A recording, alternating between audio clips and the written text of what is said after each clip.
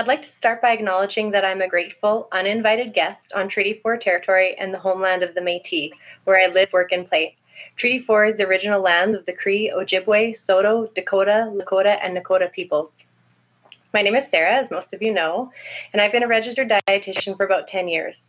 My first role as a dietitian was within Tribal Council in Northern Saskatchewan, and for the past 8 years, I've worked as the regional nutritionist for the First Nations and Inuit Health Branch in Saskatchewan.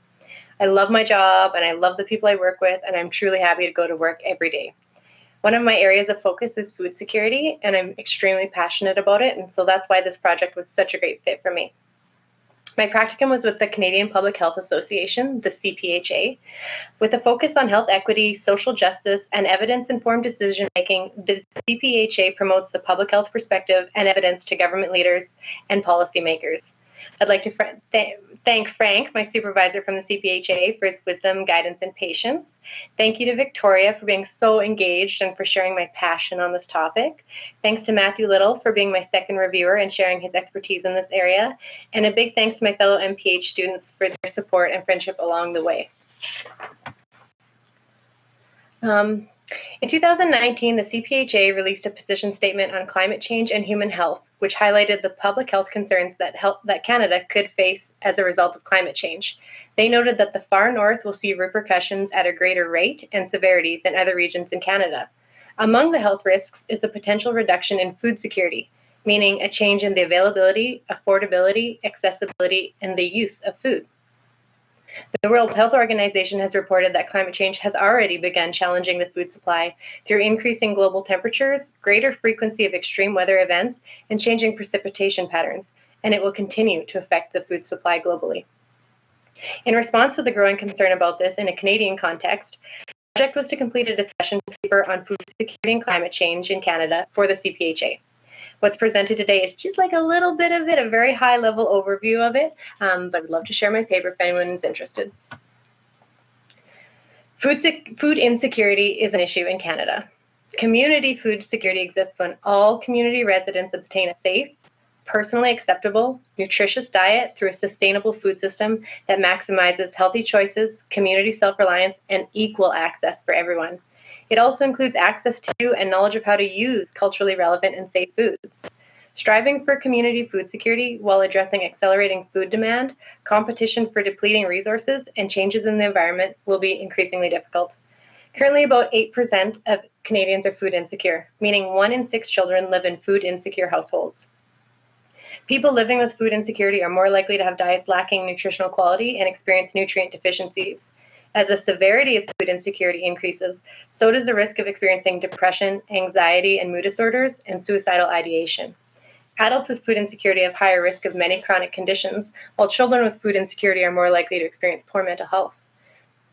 Additionally, food insecurity is associated with increased healthcare costs. One Ontario study showed that people with food insecurity use 121% more healthcare dollars than those who are food secure. It is unacceptable in any country, but particularly shocking in a wealthy country such as Canada, that so many people suffer needlessly from an inequitable distribution of wealth and basic necessities such as food. Food insecurity has already been affected by climate change in Canada and will continue to be. Between 1948 and 2016, Canada's average temperature increased by about 1.7 degrees, with the north seeing an average increase of 2.3 degrees. All components of the food system are vulnerable to climate change, including the production, processing, distribution, preparation, and consumption of food. Climate change affects the food system through loss of biodiversity, changes in land cover, changes in availability of fresh water, ocean acidification, changes in nitrogen and phosphorus cycles, and an increase in severe weather events, including heat waves, droughts, and floods. Scientists hypothesize that a temperature increase of just 2% will reduce crop yields and have detrimental impacts on fisheries and aquaculture. Climate change has already increased food prices in some regions due to higher energy costs, reduced agricultural production from severe weather events, and a growing demand for food in developing nations. Climate change is thought to be one of the key contributors to the 4% increase in food prices predicted for Canada in 2020. And by 2050, it's estimated that over 500,000 deaths annually will be attributed to changes in the food supply from climate change. For me, the most important part of this project was capturing the way that climate change has and will continue to impact Indigenous communities in Canada. Northern and Indigenous communities will be more severely affected by climate change than the rest of Canada. Food insecurity rates rise dramatically in First Nations communities. 48% of households on reserve report food insecurity, with 29% of these households having food insecurity at the child level, meaning that kids are going without food. Food insecurity rates in Indigenous communities are higher for a variety of very complex reasons. Colonization and assimilation, resulting in loss of traditional land and land-based skills, contributes greatly, as do both historical and current government policies, such as residential schools, the reserve system, and prohibiting access to traditional lands. Additionally, in many jurisdictions, there are regulations against serving traditional foods like wild game in settings such as schools and daycares. Beyond the historical causes of food insecurity, there's now the additional layer of climate change. Reductions in the duration and thickness of sea and lake ice, the thawing permafrost, unpredictable weather, freezing rain, wildfires, and hotter summers will all impact the food supply for Indigenous communities and are all a result of climate change. They will affect the availability and accessibility of traditional foods through changes in hunting and gathering activities and traditional food storage practices. There have been significant changes to many traditional food sources as well, with migratory patterns of animals changing and entire herds of caribou going extinct in the north. What is particularly unfair is that Indigenous communities will bear the brunt of negative effects of climate change, but have done the least to contribute to it. It's important to note that there's a reciprocal relationship between climate change and the food system. Climate change will worsen food insecurity in Canada, but the food system contributes to climate change. It is likely that human activities have caused over half of the observed warming in Canada, including greenhouse gas emissions from agriculture and transportation, which are two key components of the food system.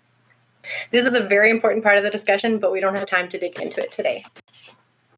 Several key strategies have been identified that could provide adaptation and mitigation measures to climate change that will enhance food security in Canada. These include changes to the agricultural industry, a reduction in food waste and food loss, and a shift in diet towards more plant-based foods. Changes to the agricultural industry could include more effective crop and livestock breeding, including better technology that would result in less usage of water, fertilizers, and land area. Food waste occurs largely at the consumer level, so teaching people food skills is really important to reduce food waste. Food distributors and suppliers, such as grocery stores and restaurants, can also play a very important role in reducing food waste. As a dietitian, the ultimate goal for me in this project was to understand whether or not a shift to a predominantly plant-based diet was truly practical for Canadians, and if it would have the protective effect on the environment that we've been hearing it might. Overall, the research does show that a shift to a predominantly plant-based diet with either no or reduced meat or dairy intake is a more protective diet for public health and the environment. Diets higher in plant-based protein produce less greenhouse gas emissions, as well as use less land, water, and energy in general, with some exceptions, of course. Diets higher in plant-based foods can reduce risk of colon cancer, type 2 diabetes, and cardiovascular disease because they're higher in fiber and lower in saturated fat.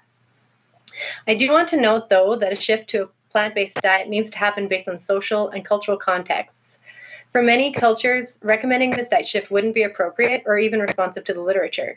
For example, in Indigenous communities where wild game is hunted or fished, instead of being farmed, those practices don't have the same impact on the environment and are a significant part of culture and should be celebrated, not restricted. There are many strengths and weaknesses in the writing of my paper. Canadian literature is quite restricted in this area beyond what's available in the north, and there's lack of clarity around sustainable diet recommendations. It is very challenging to compare environmental impact of diets. A strength of this paper was some existing Canadian literature, particularly a framework that kept relationship with climate change, food security, and human health, and a really great foundational report from the Environment and Climate Change Canada on Canada's changing environment. In conclusion, climate change has had and will continue to influence the national food system. A systems approach to both mitigate and adapt the food system to climate change is required. Interventions are needed at all levels of government across all sectors. Indigenous food systems are disproportionately affected by climate change. Measures should be taken to conserve and protect them.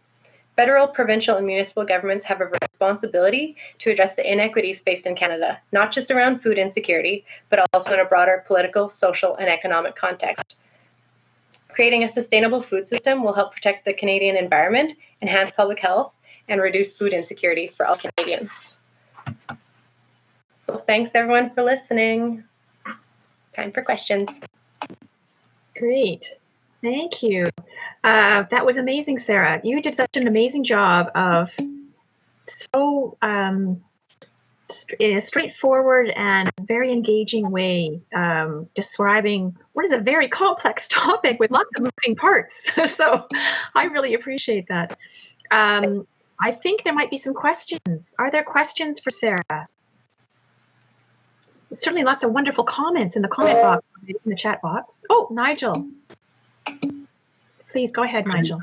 If there's anyone else who has a question, put them ahead of me. So why didn't Elisa go first? And if there's time, I'll ask my question. Okay, go ahead, Elisa. Hey, Sarah. Awesome presentation. Very well done. I'm very proud of you.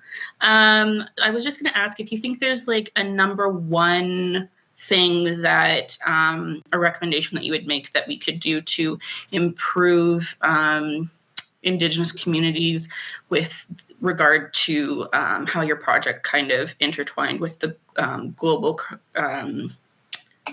environmental crisis we have going on. Yeah, I think I have lots of opinions about it, and I think one of the main things that needs to happen, and I'm a public servant, you know, I work for the government, but the government needs to get out of the way. It's not our place to police First Nations communities. It's not our place to put restrictions on hunting and gathering activities and a provision of like wild game in schools. Those are all provincial and municipal laws, and I think we need to just get out of there. Like, it's just not our place. And so I think that's one of the biggest things we can do to support First Nations communities is to allow them to be self-sovereign and self-govern. Amazing. Thank you. Okay. Nigel, I think if you still have a question. Yes, I do. Again, I thought it was a really excellent talk and very comprehensive given such a complex and far-reaching subject. And so my question really relates to actually the information that's sort of and the pressure that's coming out of the COVID-19 crisis, in the sense that a lot of attention has been directed on, again, the dangers of having animal-based diets. And I'm just wondering if you think in terms of the sort of the longer-term implications of that crisis, how it might affect our diets and the whole issue of food security and climate change. I think we'll see a huge impact from COVID-19. We're already seeing that there might be a disruption in food supply because of closing of lots of meat plants in the States, and it really highlights the dangers of having such a global food system, because disease can spread so quickly, but also because we're so reliant on other countries for our food sources. And when things happen, like other countries are having economic crises or borders are getting shut down and importing foods becomes more difficult, it's harder as a country within Canada to have our own food sources. And so for me, I hope this highlights the importance of local food first, and relying and building a Canadian economy. We export so many of our food products to be processed elsewhere in Canada instead of processing internally. So I think that that's really important. And I think that I hope that this highlights the importance of doing small things to feel food sovereign yourself, having gardens, canning, preserving food, hunting and fishing, like all of that. The people who do all those things are fine, and they will continue to be fine. Thank you.